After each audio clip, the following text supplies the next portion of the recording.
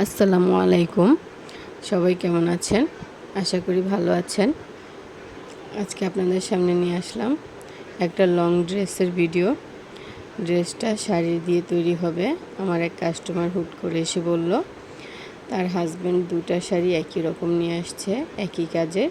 সে এখন একটা দিয়ে লং জামা পরতে চায়, কিন্তু শাড়িটার আপনার এক সাইডে প্রচুর কাজ, অনেক স্টোন বসানো।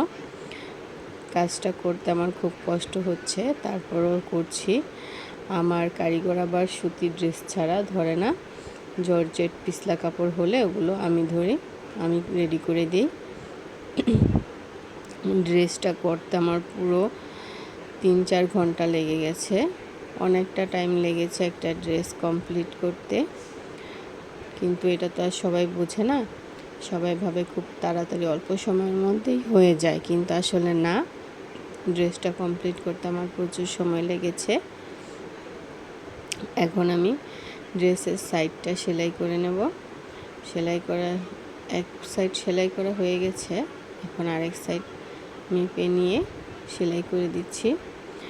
পাশাপাশি অন্য একটা কাস্টমার চলে আসছে, তার সাথেও কথা বলছি, কারণ কথা না বললে ওনারা ভাবে হয়তো বা আমাদের সাথে ভালো আচরণ করছে না, উনি মুড দেখাচ্ছেন এরকমভাবে।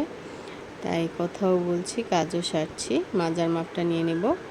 এবার নিচের পাটটা জোড়া দিয়ে দেব। জোড়া দিয়ে দিচ্ছি নিচের পাটটা। নিচের পাটেও কিন্তু অনেক কাজ। আপনার মাজাটা জোড়া দিতে প্রচুর কাজের উপর দিয়ে যাচ্ছি আমি, কিন্তু এগুলো এড়ানো খুব কষ্ট, কারণ এগুলো তুলতে গেলে হাতের অবস্থা ১২টা বেজে যাবে।